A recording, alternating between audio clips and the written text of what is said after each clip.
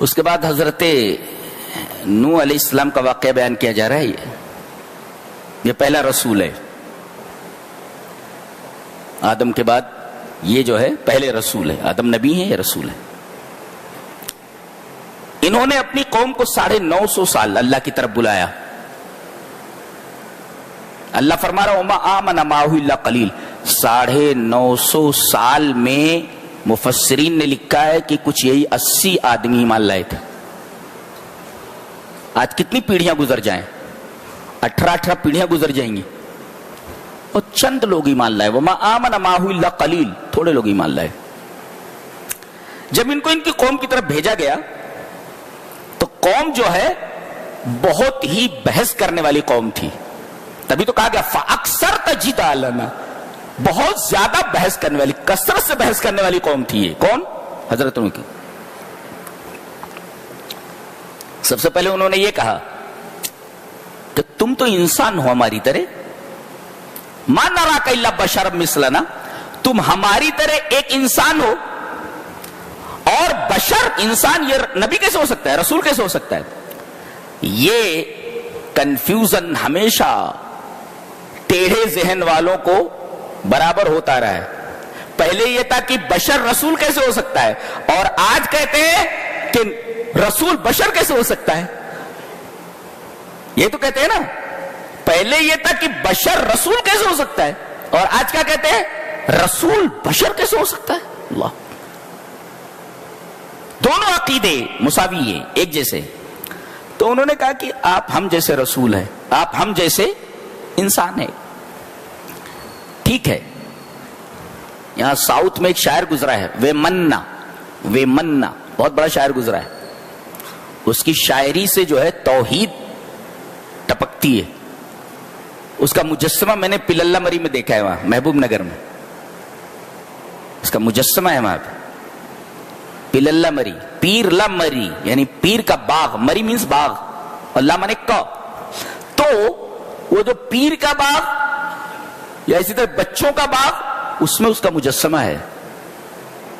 وہ لکھتا ہے اپنے ایک شعر میں کہ نمک اور کافور دونوں دیکھنے میں ایک جیسے ہیں. نمک اور کافور دونوں ایک جیسے ہیں، مگر جب ان کو چکھو تو دونوں کا ذائقہ الگ الگ ہے. ایسے ہی انسان، عام انسان ہے اور نبی بھی انسان ہے. دکھنے میں دونوں ایک جیسے ہیں نبی، لیکن دونوں میں فرق یہ ہے کہ ایک کے اوپر وہی اترتی ہے، ایک کے اوپر وہی نہیں اترتی. بشریت میں دونوں برابر ہیں مگر صفت میں دونوں الگ الگ ہیں. جیسے نمک اور کافور دکھنے میں ایک جیسے ہیں مگر دونوں کے ذائقے الگ الگ ہیں، ایسے ہی بشریت میں ایک عام آدمی اور نبی دونوں شریک ہیں، مگر دونوں کے اندر فرق یہ ہے کہ ایک کے اوپر وہی اترتی ہے اور ایک کے اوپر وہی نہیں اترتی. ایک میں نے مثال کہیں پڑھی تھی کہ ایک جنگل میں ایک آدمی راستہ بھٹک گیا ہے. ادھر جا رہا ہے تو نکلنے کا راستہ نہیں مل رہا ہے، ادھر جا رہا ہے راستہ نہیں مل رہا ہے، ادھر جا رہا ہے راستہ نکلنے کا نہیں مل رہا ہے، ادھر جا. کسی طرف سے بھی وہ جنگل سے نکل نہیں پا رہا ہے.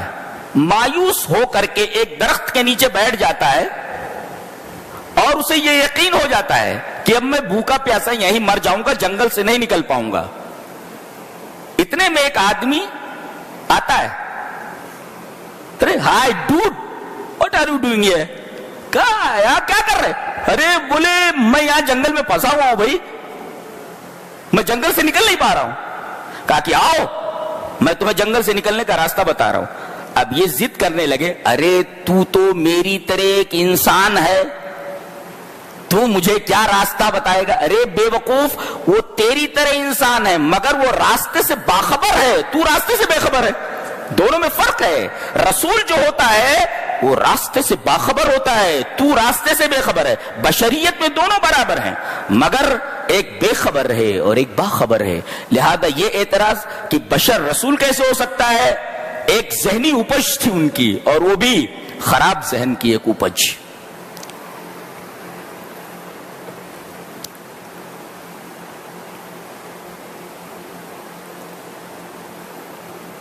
جواب دیا گیا کہ ٹھیک ہے، تم بھی انسان ہو، ہم بھی انسان ہیں. لیکن قال یا قوم ارایتم ان کنت علی بینۃ من ربی، میرے رب کی طرف سے مجھے دلیل ملی ہے، وآتانی رحمۃ من عندہ، اپنی طرف سے اس نے مجھے رحمت اے نبوہ، سب سے بڑی رحمت نبوت ہے، تو نبوت عطا کی ہے مجھے اور دلیل دی ہے۔ یہ دیکھیے، تو یہ ضروری نہیں کہ آدمی رسول ہونے کے لیے بشر ہو، ضروری یہ ہے کہ آدمی کے پاس دلیل ہو اللہ کی طرف سے اس کی رسالت کے اوپر۔ تو حضرت نوح علیہ السلام نے یہی کہا کہ تم بھی بشر ہو، میں بھی بشر ہوں، لیکن فرق یہ ہے کہ میرے رب کی طرف سے مجھے دلیل دی گئی ہے، بینہ ہے میرے پاس، اور دوسرے وآتانی رحمۃ من عندہ، اس نے مجھے نبوت دی ہے۔ یہ فرق ہے مجھ میں اور تجھ میں۔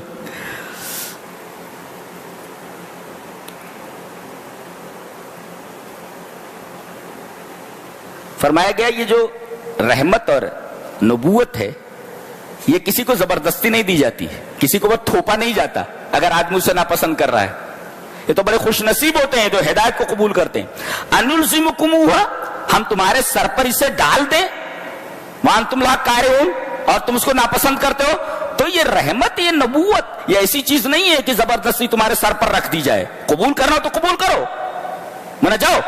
یہ ہے انلزمکم وانتم لا کارہون، ہم لازم کر دیں، تمہارے سر پر ڈال دیں، اس کو تھوپ دیں تمہارے اوپر۔ یہ تھوپنے والی چیز نہیں ہے، قبول کرنا ہو تو کرو۔ اور دوسری چیز یہ کہہ رہے ہیں، دوسرا اعتراض کہ تم پر ایمان لانے والے چھوٹے لوگ ہیں، ارزل کی جمع ارازل، یہ معاشرے کے، سوسائٹی کے گئے گزرے لوگ ہیں، ارازل ہیں، غریب لوگ ہیں، لاچار اور مجبور لوگ ہیں۔ یہ دلیل ہے اس بات کی کہ اگر تمہاری یہ دعوت سچی ہوتی تو بڑے لوگ اور شرفاء اس کو قبول کرتے۔ یہ چھوٹے لوگوں کا تمہاری دعوت قبول کرنا اس بات کی دلیل ہے کہ تمہاری دعوت ٹھیک نہیں ہے، صحیح نہیں ہے، تمہاری دعوت میں کوئی دم نہیں ہے۔ یہ دوسرا اعتراض ہے ان کا، اس کا جواب دیا جا رہا ہے، اور کیا فطری جواب ہے۔ وَيَا قَوْمِ لَا أَسْأَلُكُمْ عَلَيْهِ أَجْرًا، اللہ اکبر۔ حضرت نوح نے کہا کہ میں جو یہ دعوت پیش کر رہا ہوں اس پر اجر نہیں مانگ رہا ہوں، اب اجر نہیں مانگ رہا ہوں تو مجھے ان سے کچھ لینا دینا نہیں ہے، اور ان سے آپ لوگوں سے کچھ لینا دینا ہے۔ اگر مقصود اجر ہوتا، پیسہ ہوتا، تب یہ اعتراض بجا تھا۔ اب جب میں اجر لے ہی نہیں رہا تو میری نگاہوں میں امیر اور غریب دونوں برابر ہیں، لہذا یہ اعتراض تمہارا ایک سطحی اعتراض ہے جس کے بیک میں کوئی مضبوط دلیل موجود نہیں ہے۔ ارے بھائی جب مجھے پیسے ہی نہیں چاہیے، اجر ہی نہیں چاہیے، تو میری نگاہوں میں امیر اور غریب دونوں برابر ہیں، تو یہ کہنا کہ امیروں نے اس کو قبول نہیں کیا، اس بات کے اندر کوئی دم نہیں ہے۔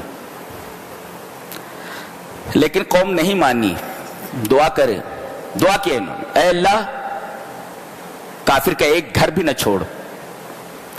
اللہ نے کہا کہ یہ جو تمہارے اوپر ایمان لائے ہیں ان کو بچانے کے لیے، اور کچھ جانور ہیں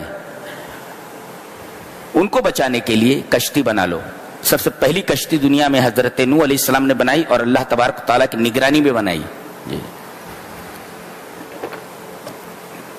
اور جب یہ کشتی بنا رہے ہوتے تو قوم آتی اور مذاق کرتی۔ مذاق کا طریقہ کیا تھا؟ ارے ابھی یہ کہہ رہا تھا نبی ہے، اب یہ بڑا ہی بن گیا بولے تھے، کارپینٹر بن گیا بولے تھے، ایسا بولتے تھے۔ کیا بولتے تھے؟ سخروا منہ، حضرت نوح علیہ السلام سے مذاق کرتے، ارے یہ ابھی کہہ رہا تھا کہ نبی ہے، اب یہ دیکھو کارپینٹر بن گیا ہے، ایسا مذاق اڑاتے۔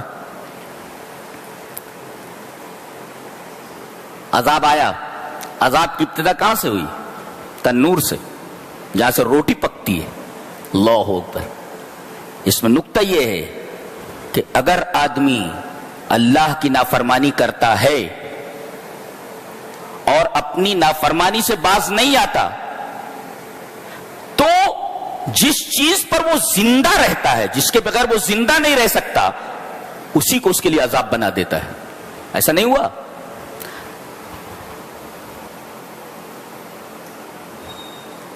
وَأَمَّا عَادٌ فَأُهْلِكُوا بِرِيحٍ صَرْصَرٍ عَاتِيَةٍ، یہ حضرت ہود علیہ السلام کی قوم ہے جن کا بیان آگے ہے۔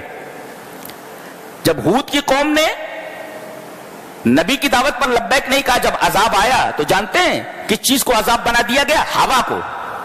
دیکھیے ہوا کے اوپر مدار حیات ہے. اگر ہوا نہ ملے تو آدمی زندہ نہیں رہ سکتا. ہوا کے بغیر، کھانے کے بغیر تو 2-4 روز زندہ رہ سکتا ہے، لیکن ہوا کے بغیر آدمی زندہ نہیں رہ سکتا. اس پر مدار حیات ہے. اللہ تعالیٰ نے اسی اہم چیز کو، انسان کی بنیادی ضرورت کو نافرمانی کرنے پر عذاب بنا دیا. صرف اتنا کہا کہ اپنی اسپیڈ بڑھا دے. اسپیڈ بڑھ گئی، پوری کی پوری قوم تباہ و برباد کر دی گئی اسی ہوا کی وجہ سے. جی تو یہ عذاب تنور سے آیا جس سے آدمی روٹیاں کھاتا ہے، جس سے غذا حاصل ہوتی ہے. اللہ تبارک و تعالی نے تنور کو عذاب بنا دیا. وہیں سے عذاب کی شروعات ہوئی اور پانی بڑھتا گیا. کشتی میں سارے لوگ بیٹھ گئے جتنے بھی ایمان لائے تھے. اور وہ جانور جو پانی میں زندہ نہیں رہ سکتے، یہ سوچو، جو جانور پانی میں زندہ نہیں رہ سکتے تھے ان کو ان کے جوڑے جوڑے نر اور مادہ کشتی میں سوار کر لیے گئے. اور کشتی چل رہی ہے. موجیں کیسی ہیں؟ وَهِيَ تَجْرِي بِهِمْ فِي مَوْجٍ كَالْجِبَالِ. پہاڑ کی طرح موجیں ہیں. موجیں ہیں جیسے پہاڑ. اتنا بڑا طوفان آیا تھا. کشتی جا رہی ہے. اس میں ایک نکتہ بڑا اچھا بیان کیا ایک مفسر نے کہ جب کشتی تیار ہو گئی اور تنور ابل پڑا، عذاب کی شروعات ہو گئی، تو آپ نے کہا جلدی جلدی آ جاؤ. سارے لوگ جو ایمان لائے تھے وہ جلدی جلدی کشتی میں آ کر کے بیٹھ گئے.